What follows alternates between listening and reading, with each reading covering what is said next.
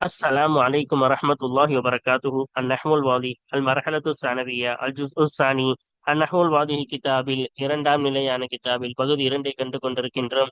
அல்ஹம்துலில்லாஹ் இதில் 39 பாடங்கள் முடிந்து இன்ஷா அல்லாஹ் 40வது பாடத்தை நாம் துவங்கியுள்ளோம்.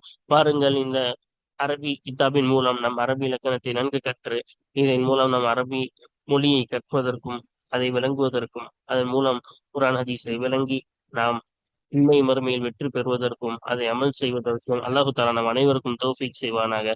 ஆமீன். வாருங்கள், நாம் இப்பொழுது பாடத்திற்குள் போவோமா? இந்த சேவைகள் எவ்வித தொய்வின்றி தொடர்ந்து நடைபெறுவதற்காக துஆ செய்யுங்கள், இன்னும் ஆதரவு தாருங்கள். நன்மையில் ஒன்று சேர்வோம், முந்திக் கொள்வோம். இந்த சேவைகளை நடத்தி கொண்டு வரும் ரகீப் எஜுகேஷனல் ட்ரஸ்டிற்காக வேண்டி நன்கொடை தர விரும்பினால் இங்கு அக்கௌண்ட் டீடைல்ஸும் QR ஸ்கேன் கோடும் கொடுக்கப்பட்டுள்ளது. இந்த தீன் சேவையில் உங்களையும் பங்கேற்றுக் கொள்ளுமாறு கேட்டுக்கொள்ளப்படுகிறது. அல்ஹம்துலில்லாஹ். அதவாத்து ஷர்த்தில் ஜாசிமத்து வ இஅராபுஹா. ஷர்த்துடைய வார்த்தைகள், ஜஸ்மு செய்யக்கூடிய ஷர்த்தின் வார்த்தைகள். அப்ப ஷர்த்து அர்த்தம் கொடுக்கக்கூடிய வார்த்தைகள், அந்த வார்த்தைகள் ஜஸ்மு செய்யக்கூடிய வார்த்தைகள். சரியா? அப்ப நம்ம கடந்த பாடங்களில் பாதி பாடங்களை பார்த்து விட்டோம். இது நீண்டமான பாடம் என்பதால் கடந்த பாடத்தில் பாதி உதாரணங்கள், பாதி ஆய்வு, பாதி காகிதா நாம் பார்த்து விட்டோம். பாருங்கள், இந்த பாடத்தில் மீதமுள்ள உதாரணங்களும் மீதமுள்ள ஆய்வு மீதமுள்ள காகிதாவை கொண்டு வந்து நாம் என்ன செய்வோம் பார்ப்போம். இஅராபுஹா.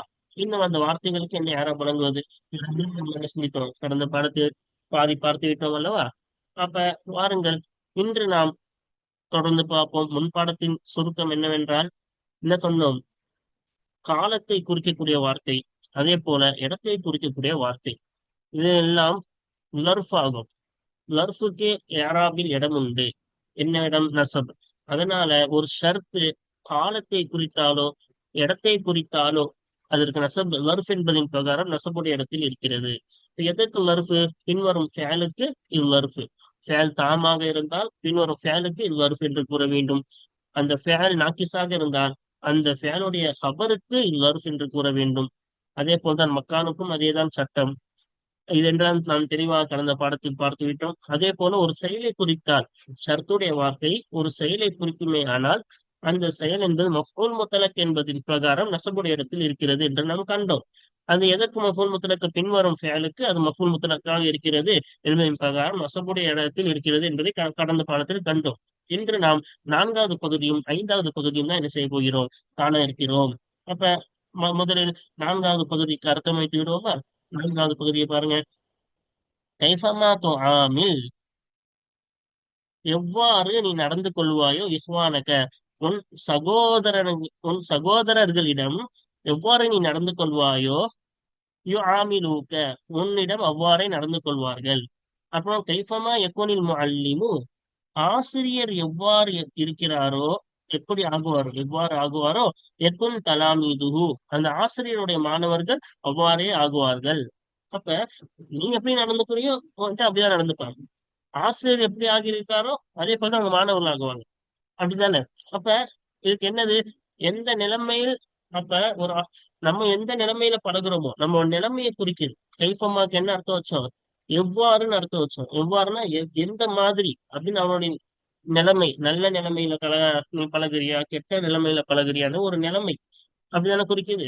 அதே போல ஒரு ஆசிரியர் எவ்வாறு இதுக்கும் எவ்வாறு தானே அர்த்தம் வச்சோம். எவ்வாறுனா எப்படி இருக்கிறார் அவரு, நல்ல பழக்கத்தோட இருக்கிறாரா, அப்ப நல்ல பழக்கத்தோட மாணவர்கள் ஆவாங்க. கெட்ட பழக்கத்தோட இருந்தா மாணவர்கள் அதே போல ஆவாங்க. அப்ப இந்த கைஃபமா என்பது ஒரு நிலைமையை குறிக்கிறது அல்லவா?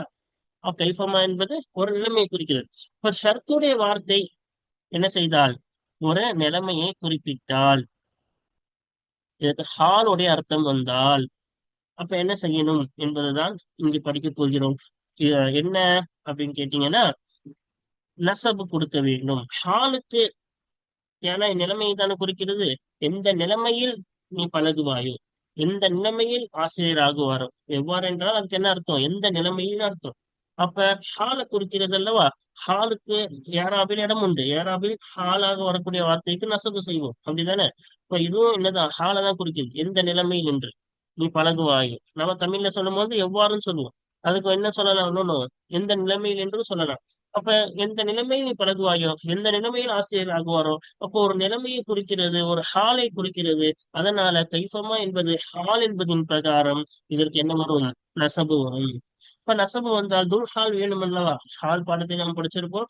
ஒரு ஹால் வந்தால் அந்த ஹால் யாருக்குரிய ஹால்? அது துல் ஹால்.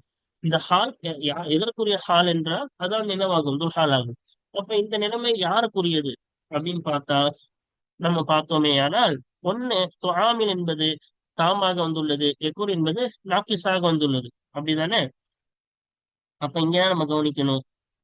ஃபிஅல் தாமாக இருந்தால் துல்ஹால் என்பது என்னவாகும்? இந்த ஃபிஅலுக்கு ஹாலாக வந்திருக்கிறது என்று சொல்ல வேண்டும். இந்த துஆமில் என்றது தாமான ஃபிஅல்ல. இப்ப ஃபிஅல் தாமாக இருந்தால் அதற்கு ஹால் என்பதின் பிரகாரம் இதற்கு நசப் வந்திருக்குன்னு சொல்லணும். சரியா? நாக்கிஸாக இருந்தால் சட்டம் மாறும். இப்ப நாக்கிஸாக இருந்தால் இது சபராக இருக்கிறது. சரியா? கைஃபமா இருக்கு என்பது கபர், காணவுடைய கபர். நம்ம நாக்கிஸான ஃபேல் தெரியும். கான, சார, அஸ்பஹ, அம்சா, இதுவெல்லாம் என்னவாகாது? கபர் இல்லாமல் பரிபூர்ணமாகாது, முழுமையான அர்த்தம் கொடுக்காது. அதான் என்ன சொல்லுவோம்? நாக்கிஸான ஃபேல்கள் என்போம்.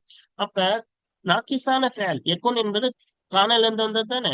அப்ப நாக்கிஸான ஃபேலாக இருந்தால் கைஃபமா என்பது சபர் ஆகும். சபர் என்பதின் பிரகாரம் நசபுல இருக்கு. அதே போல தாமாக இருந்தால், இது தாமுக்கு தாமாக இருந்தால் ஹால் என்பதின் பிரகாரம் நசபாகும். சரியா? யகூனில் முஅல்லிமு, ஆசிரியர் எந்த நிலைமையில ஆகுவாரோ அப்படின்னு, ஆசிரியர் என்பது காணவுடைய இஸ்ம, கைஃபமா என்பது காணவுடைய சபர் ஆகும். சபர் என்பதின் அடிப்படையில் நசபு, தாமாக இருந்தால் ஃபேலு, ஹால் என்பதின் பிரகாரம் நசபு. இப்ப அடுத்து பாருங்க, ஐந்தாவது. இதுவெல்லாம் அர்த்தம் வைத்து விட்டு நாம் பார்ப்போமா? முதலாவது என்ன சொல்றாங்க? மை எக்ஸுர் கலாமுஹு எக்ஸுரு மலாமுஹு, யாருடைய பேச்சு அதிகமாகுமோ அவருடைய பழிச்சொல் அதிகமாகும். மையக்குன் அஜூலன் எக்ஸுர் ஜலலுஹு, யார் ஆகுவாரோ அவசரக்காரராக, யார் அவசரக்காரராக ஆகுவாரோ அவருடைய சருகுதல், ஜலல்னா சருகுதல், அவருடைய சருகுதல்கள் அதிகமாகும். அதிகமா சருகுவாங்கன்னா அதிகமா தவறுகள் வரும்னு அர்த்தம். சரியா? அது அவருடைய சருகுதல்கள் அதிகமாகும். மனிஷ்தரமன் நாச, மக்களுக்கு யார் கண்ணியம் கொடுப்பாரோ, இஹ்தரமூஹு, அவரை மக்கள் மதிப்பார்கள், கண்ணியம் கொடுப்பார்கள். மா தக்கர யுஃபிதுக்க, எதை நீ ஓதுவாயோ உனக்கு அதை என்ன செய்யும்? பலன் தரும். இப்ப இங்க 4 உதாரணங்கள் கொடுத்திருக்காங்க. ஏனென்றால் நாளுக்கும் இங்க நிறைய விஷயம் இருக்கு. நாலுமே வேறு வேறு சட்டத்தை சொல்லக்கூடிய விஷயம். சரியா? இதுல மண், இதுவெல்லாம் ஒரு பொருளை குறிக்கிறது. உயிருள்ள பொருள், உயிரற்ற பொருள் எதுவாக இருந்தாலும் சரி. இந்த மண்ணு எல்லாம் என்ன செய்யுது? யார்? ஒருவர், ஒரு நபரை தானே குறிக்குது. அப்ப உயிருள்ள பொருளை குறிக்குது. உயிரற்ற பொருள் எதுவோ ஒண்ணு. அப்ப ஒரு தாத் என்பார்கள், தமிழ் அரபியில் என்ன சொல்வார்கள்? தாத். உயிரற்ற பொருள், உயிருள்ள பொருள், உள்ள ஒன்றை குறிக்கிறது அல்லவா? யார் என்பது இங்க உயிருள்ள பொருளை குறிக்கிறது. அப்படிதானே? அப்போ ஒரு பொருளை குறிக்கிறது என்றால், அந்த ஷர்த்து ஒரு பொருளை குறிக்கிறது என்றால், அப்பொழுது அதுக்கு என்ன யாராப் கொடுக்க வேண்டும் என்பதை தான் என்ன செய்ய போறோம்? இப்ப படிக்க போறோம். சரியா? இங்க எக்ஸூர் என்பது லாசிமான ஃபேல். இதுக்கு பின்னாடி வரக்கூடிய ஃபேலை கவனிச்சு நம்ம இதுக்கு என்ன யாராப் பண்ணணும்னு பார்க்க போறோம். சரியா? அதானே, ஷர்த்துக்கு என்ன ஏறாப் தானே பார்க்க போறோம். அதோட இந்த பாடமே அதுக்கு தானே. அப்ப மண்ணுக்கு என்ன ஏறாப் என்று கேட்டால், பின்னாடி வரக்கூடிய ஃபேல் என்னவாக இருந்தால், லாசிமாக இருந்தால், அப்ப மண் என்பது என்னவாகும்? எந்த இடத்தில் இருக்கிறது என்றால் முபத்ததாவாக இருக்கிறது. என்ன இடத்தில் இருக்கிறது? முபத்ததாவுடைய இடத்தில் இருக்கிறது. அதனால் ரஃபாவுடைய என்னவாகும்? ரஃபாவுடைய ஏறா கொடுக்க வேண்டும். இப்ப மண்ணு முபத்ததா, எக்ஸூர் கலாமுகு என்பது என்னவாகும்? அதனுடைய ஹபர் ஆகும். சரியா? அப்ப முதல் சட்டம் என்ன? பின்னாடி வரக்கூடிய ஃபேல் லாசிமாக இருந்தால், அதாவது மஃபூலின் பக்கம் கடக்காத லாசிமான ஃபேலாக இருந்தால், மண்ணுக்கு முபத்ததாவின் பிரகாரம் ரஃபாவுடைய இடம் என்று கூற வேண்டும். பின்னாடி வரக்கூடிய வாசகம் ஹபர் ஆகும். இப்ப இரண்டாவது சட்டம், பின் வரக்கூடிய ஃபேல் நாக்கிஸாக இருந்தால், சரியா, அதற்கும் என்னதான்? மண் என்பது முபத்ததாவாகும்.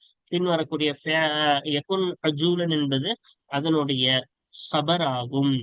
இது நாக்கிஸாக இருந்தால், எக்குன் என்பது நாக்கிஸான ஃபேல் தானே. கபர் இல்லாமல் பரிபூர்ணம் அடையாதுல. அப்ப எப்போ அஜூலன் என்று என்னவாக இருந்தால் நாக்கிஸாக இருந்தாலும் மண்ணுக்கு என்னதான் யாரா கொடுக்க வேண்டும்? முபத்ததாவின் அடிப்படையில் ரஃபா கொடுக்க வேண்டும். பின் வரக்கூடிய வாசகம் என்னவாகும்? கபர் ஆகும். மூன்றாவது ஒரு பொருள், அது என்ன செய்கிறது? அது முத்தாத்தியாக இருக்கிறது. என்ன செய்கிறது? மூன்றாவது, மண்ணுக்கு பிறகு வரக்கூடிய ஃபேல் முத்தாத்தியன், அதாவது மஃபூலின் பக்கம் கடக்கக்கூடியதாக இருக்கிறது. ஆனா அந்த மஃபூல் வேறு ஒண்ணு, இந்த மண்ணு கிடையாது. மஃபூல் என்னதான்? வேறு ஒன்றுதான் மஃபூலாக இருக்கிறது. மக்கள் அன்னாசா என்பதுதான் இந்த இஹ்தரமாவுடைய மஃபூல். என்னது? அன்னாசா தானே. அப்ப இந்த ஷர்த்தின் அர்த்தத்தில் கடக்காமல் வேறொரு என்ன செய்கிறது? மஃபூலின் பக்கம் கடக்கிறது. கவனிக்கணும். என்னது? நம்ம முத்தாத்தியாக ஃபேல் இருக்கும் பொழுது மட்டும் ரெண்டாக பிரிக்க வேண்டும். அந்த முத்தாத்தியான ஃபேலின் மஃபூல் வேறு ஒன்றாக இருந்தால் அப்பொழுது மண்ணுக்கு முபத்ததா என்பதின் பிரகாரம் ரஃபா உடைய நிலைமையில் இருக்கிறது என்று கூற வேண்டும். அதுவே அதே ஃபேலு மஃபூல் எதன் பக்கம் கிடைக்கிறது? அந்த ஷர்த்தின் பக்கமே கிடைக்கிறது என்றால் வேறொன்று பக்கம், இங்க அன்னாசை பார்த்துதான் கடந்துச்சு, மண்ணை பார்த்து கடக்கல, அப்படித்தானே? வேறொன்றின் பக்கம் கடந்தால் மண்ணுக்கு முபத்ததா தான். ஆனா அந்த ஃபேலு மஃபூலே இந்த ஷர்த்து தான் என்றார். எதை நீ ஓதுகிறாயோ அப்படிதான் அர்த்தம் வச்சோம். இப்போ எதை மஃபூல் இந்த அர்த்தம் தானே இதுக்கு என்னவா இருக்குது? மாதான மஃபூலா இருக்குது. அதனால எது மஃபூலா இருக்குதோ என்னது அதுதான் என்னவாகும்? இந்த ஷர்த்து என்ன செய்கிறது? மஃபூலாக இருக்கிறது என்றால் அப்போ என்ன யாரா கொடுக்கணும்? மஃபூல் என்ற அடிப்படையில் அதற்கு நம்ம நசபு கொடுக்கணும். அவ்வளவுதான். லாசிமாக இருந்தால், நாக்கிஸாக இருந்தால், மஃபூலா முத்தாதியாக இருந்து வேறொரு மஃபூல் வந்தால் மூணுத்துக்கும் மண்ணுக்கு முபத்ததா என்ற பிரகாரம் ரஃபாக வரும். அதே போல கடைசியாக முத்தாதியாக இருந்து அந்த மஃபூல் இந்த ஷர்த்தின் பக்கமே மஃபூல் இந்த ஷர்த்தாக இருந்தால் அதுக்கு மஃபூல் என்ற பிரகாரம் நசபுடைய இதுக்கு யாரா கொடுக்க வேண்டும் என்பதை தான் இன்று காணப்போகிறோம். வாருங்க. பாதி படிச்சாச்சுல, மீதமுள்ள பாதியை படிப்போமா? இதுல இருந்தாலும் படிக்கணும். கவனிங்க. உந்தூர் இலல் மிசாலைனி ஃபி த்வாயிஃபத்திர் ராபிஅத்தி, நான்காவது பகுதியிலே உள்ள இரண்டு உதாரணத்தின் பக்கம் நீ பார். தஜித், நீ பார்த்தால் பெற்றுக்கொள்வாய். அல் அதாக்க ஃபீஹிமா, அவ்விரண்டு உதாரணத்திலே இந்த வார்த்தையை நீ பெற்றுக்கொள்வாய். தாலத்தன் அலல் ஹாலி, ஒரு நிலைமையின் மீது அறிவிக்கக்கூடியதாக பெற்றுக்கொள்வாய். ஃபேலு ஷர்த்தி, இன்னும் ஷர்த்துடைய ஃபேலாகிறது. ஃபி அவ்வலிஹிமா, அவ்விரண்டின் முதலாவதிலே தாமன், தாமாக பெற்றுக்கொள்வாய். சரியா? அப்ப ஃபேல ஷர்த்தின் படிக்கணும்.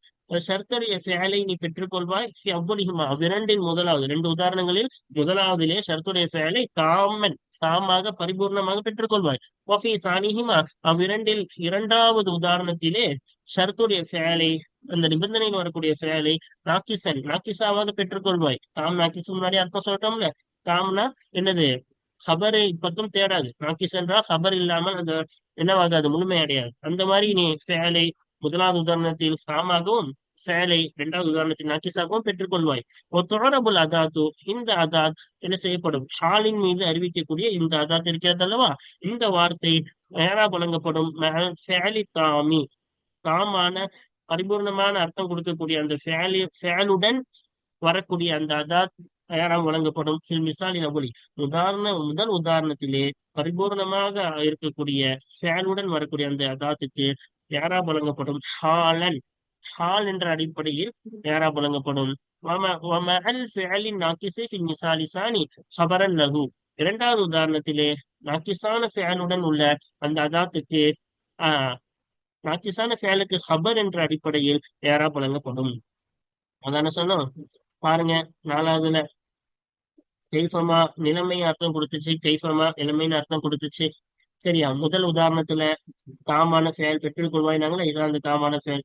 நாக்கிசான ஃபேலை ரெண்டாவது உதாரணத்துல பெற்றுக்கொள்வாயினாங்க, இதுதான் அந்த நாக்கிசான ஃபேல். அப்ப தாமான ஃபேலுடன் வரக்கூடிய இந்த ஹாலுக்கு, இந்த அதாத்துக்கு என்னன்னா ஹால் என்பதின் பிரகாரம் நசபு கொடுக்கணும்னாங்க. அதே போல நாக்கிஸுக்கு, நாக்கிஸுடன் வரக்கூடிய இரண்டாவது உதாரணத்திலே நாக்கிஸுடன் வரக்கூடிய இந்த அதாத்துக்கு என்ன கொடுக்கணும்னாங்க? ஹபரின் பிரகாரம். இந்த ஃபேலுக்கு ஹபர், நாக்கிஸான ஃபேலுக்கு ஹபர் வரணும்ல, ஹபர் என்பதின் பிரகாரம் நசபு வரும் என்று கூறுகிறார்கள். சரியா? பாருங்கள், அடுத்து என்ன சொல்றாங்க? கதாலிக்க ஷகனு, இன்னும் அவ்வாறே நிலைமை இருக்கும். ஃபி குல்லி அதாத்தின், அதாத்தி ஷர்த்தின், ஒவ்வொரு ஷர்த்துடைய வார்த்தையிலேயும் நிலைமை அவ்வாறே இருக்கும். ஒவ்வொரு ஷர்த்துடைய அதாவது எத்தகைய ஷர்த்துடைய வார்த்தை ததுல்லு அலல் ஹாலி ஒரு நிலைமையின் மீது அறிவிக்குமே, அத்தகைய ஒவ்வொரு நிபந்தனையுடைய வார்த்தையிலேயும் நிலைமை அவ்வாறே இருக்கும். இப்ப ஹாலின் மீது அறிவிக்கக்கூடிய ஒவ்வொரு அதாத்திலையும் நிலைமை அவ்வாறுனா மேல சொன்ன மாதிரி சரியா? ஹபர் என்பதின் பிரகாரம் நசபு, அதே போல் நாக்கிஸாக இருந்தால் தாமாக இருந்தால் ஹாலி என்பதின் பிரகாரம் நசப் என்ற இந்த இவ்வாறே என்னவாகும்? ஹாலின் மீது அறிவிக்கக்கூடிய ஷர்த்தின் அதாத்தின் நிலைமை ஆகும். சரி, ஒவ்வொரு எல்லா வார்த்தைக்கும் நிலைமை ஹாலின் மீது அறிவித்தால் இந்த ஏராப் தான் வழங்க வேண்டும் என்கிறார்கள். சரியா? وإذا تأملت இன்னும் நீ சிந்தித்தாயானால் அலம்சிலத்த ஃபி த்வாயிஃபத்தில் அஃபீரதி கடைசி பகுதியிலே உள்ள உதாரணங்களை நீ சிந்தித்தாயானால் வஜத்த நீ பெற்றுக்கொள்வாய் அதாத்த ஷர்த்தி ஷர்த்துடைய வார்த்தையை நீ பெற்றுக்கொள்வாய் ஃபி ஜமீஇஹா அந்த உதாரணங்களில் அனைத்திலையும் நீ பெற்றுக்கொள்வாய் தாலத்தின் அலாதாத்தில் ஒரு பொருளின் மீது அறிவிக்கக்கூடியதாக உயிருள்ள பொருளும் உயிருள்ள பொருளும் அப்போ ஒரு பொருளின் மீது அறிவிக்கக்கூடியதாக நீ பெற்றுக்கொள்வாய் வஜத்த ஃபேல ஷர்த்தி இன்னும் ஷர்த்துடைய ஃபேலை நீ பெற்றுக்கொள்வாய் ஃபி அவாஇலி ஹாதிஹில் அம்சிலத்தி லாசிமன் இந்த உதாரணங்களின் ஆரம்பங்களிலே ஷர்த்துடைய செயலை பெற்றுக்கொள்வாய் லாசிமன் லாசிமாக பெற்றுக்கொள்வாய் ஒஃபி ஒஃபி சானிஹா நாக்கிசன் இன்னும் அந்த உதாரணங்களின் இரண்டாவதிலே நாக்கிஸாக பெற்றுக்கொள்வாய். அப்ப அவ்வளி என்றுதான் போடணும். சரியா? அப்ப அவாயில் என்றால் ஆரம்பங்கள் வந்துடும். ஆரம்பத்திலே இப்ப முதலாவதிலேன்னு வரணும். சரியா? அப்ப அவ்வளின்னு போடணும். அப்ப இந்த உதாரணங்களின் முதலாவதிலே ஷர்த்துடைய செயலை லாசிமன் எப்படி பெற்றுக்கொள்வாய்? லாசிமாக பெற்றுக்கொள்வாய். வஃபி சானிஹா இந்த உதாரணங்களின் இரண்டாவதிலே நாக்கிசன் நாக்கிஸாக பெற்றுக்கொள்வாய். வஃபி சாலிசிஹா இந்த உதாரணங்களின் மூன்றாவதிலே முத்தஅத்தியன் முத்தஅத்தியாக பெற்றுக்கொள்வாய். வாக்கிஅன் அலா அஜ்னபியின் மினல் அதாத்தி என்னது நிகழக்கூடியதாக அலா அஜ்னபியின் மினல் அதாத்தி வார்த்தையிலிருந்து ஒரு அந்நிய வார்த்தையின் மீது நிகழக்கூடிய முத்தஅத்தியாக கடக்கக்கூடிய செயலாக இந்த உதாரணங்களின் மூன்றாவதிலே ஷர்த்துடைய செயலை நீ பெற்றுக்கொள்வாய். அப்ப பாருங்க, முதலாவதுல எப்படி இருக்கு? லாசிமாக இருக்கு, இரண்டாவதுல நாக்கிசா இருக்கு, மூன்றாவதுல முத்தாத்தியா இருக்கு. அது நிகழுது வார்த்தையிலிருந்து அதாத்திலிருந்து அந்நியப்பட்ட அந்நியப்பட்ட வார்த்தையின் மீது நிகழக்கூடிய ஒரு முத்தாத்தி.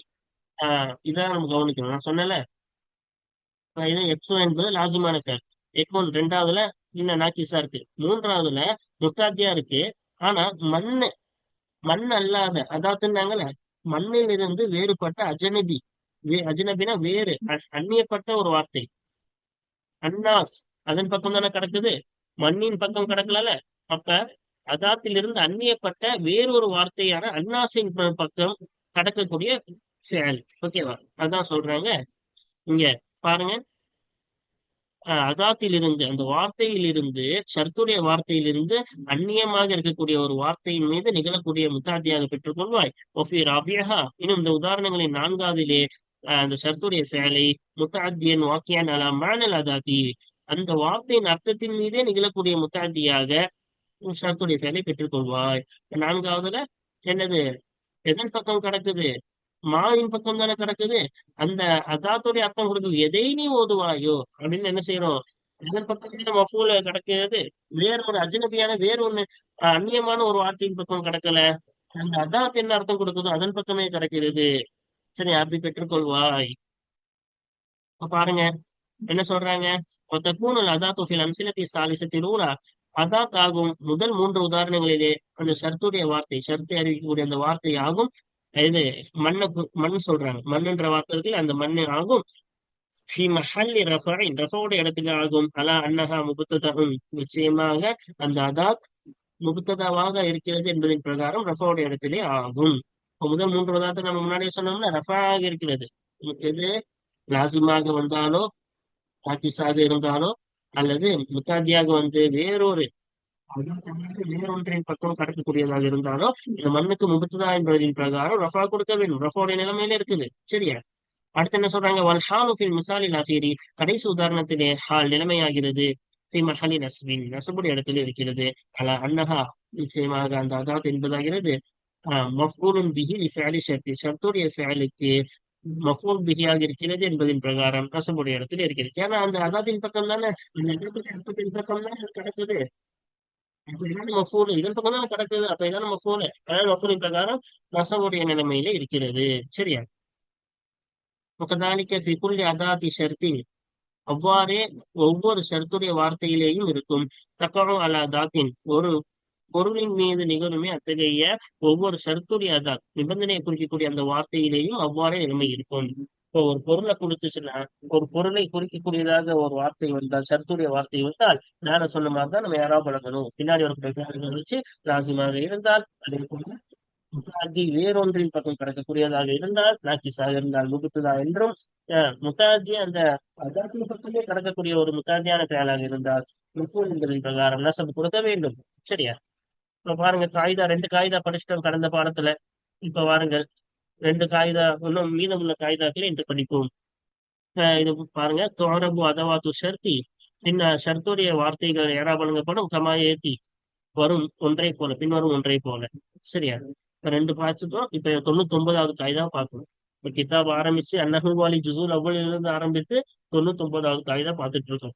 இந்த தலல் ஹாலி ஹாலின் மீது அறிவித்தால் என்னது எது அந்த அதாத் இருக்கிறது அல்லவா அந்த ஷர்த்துடைய அதாத் ஷர்த்தை அறிவிக்கக்கூடிய அந்த வார்த்தை ஹாலின் மீது அறிவித்தால் கானத் கைஃபமாவை குறிக்குது. சரியா? இப்ப கைஃபமா தானே. அப்ப ஒரு ஹாலின் மீது அறிவித்தால் கானத் ஃபி மஹல்லி நஸ்பின் நசபுடைய இடத்திலே ஆகும். அலல் ஹாலி ஹால் என்ற அடிப்படையில் நசபுடைய இடத்தில் ஆகும். இன்கான ஃபேலு ஷர்த்தி தாமன் ஷர்த்துடைய ஃபேல் ஷர்த்தில் நிபந்தனை வரக்கூடிய ஃபேல் தாமன் பரிபூர்ணமாக இருந்தால் ஹால் என்ற அடிப்படையில் ஹபரல் ஃபேலி ஷர்த்தி இன்கான நாக்கிசன் அந்த ஷர்த்தில் வரக்கூடிய ஃபேல் நாக்கிஸாக ஆகியிருந்தால் ஷர்த்துடைய ஃபேலுக்கு உரிய அந்த ஹபராக இருக்கிறது என்பதன் பிரகாரம் நசபு உடைய இடத்தில் இருக்கிறது. தாமாக இருந்தால் ஹாலின் அடிப்படையில் நாக்கிஸாக இருந்தால் ஷர்த்துடைய ஃபேலுக்கு ஹபராக ஹபரன் என்னது கானத் ஃபி மஹல்லி நஸ்பில் அலால் ஹாலி ஹால் என்ற அடிப்படையில் நசபுடைய இடத்துல இருக்கிறது. அதே போல ஷர்த்துடைய ஃபேலுக்கு ஹபராக இருக்கிறது என்பதின் அடிப்படையில் நசபுடைய இடத்துல இருக்கிறது. எப்போ ஹபராக இருக்கிறதுன்னு வரும்? நாக்கிஸாக இருந்தால் ஃபேல் நாக்கிஸாக இருந்தால் ஷர்த்துடைய ஃபேலுக்கு ஹபராக இருக்கிறது என்பதின் அடிப்படையில் நசபுடைய இடத்துல வரும். சரியா? 100வது பாருங்க கடைசி இந்த தலா தாத்தின் ஒரு பொருளின் மீது அந்த வார்த்தை அறிவித்தால் கானத் ஃபி மஹல்லி ரஃபைன் ஒரு ரஃபாவுடைய இடத்திலே ஆகும். அலா அன்னஹா நிச்சயமாக அந்த அதாத் ஆகிறது முபத்ததாவாக இருக்கிறது என்பதன் பிரகாரம் ரஃபாவுடைய இடத்திலே அந்த அதாத் ஆகும். சரியா? எப்போ அது ஒரு தாத்தின் மீது அந்த அதாத் அறிவித்தார்.